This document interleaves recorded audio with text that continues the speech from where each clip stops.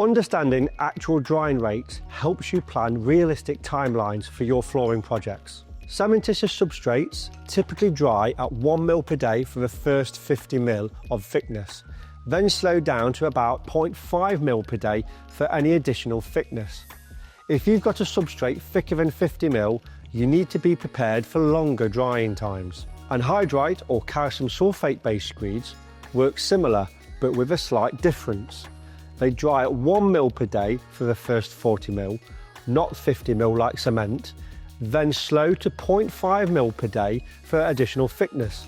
However, anhydrite screeds are generally not installed above 50 mil because drying times become significantly longer and harder to manage. Concrete is different altogether, typically drying at 1 mil per day for its entire thickness. But here's where things get tricky. If concrete is drying through just one face, like when poured onto metal decks, drying time can be much longer. Suspended slabs can dry through 2 faces, speeding up this process, but you need to consider ambient conditions.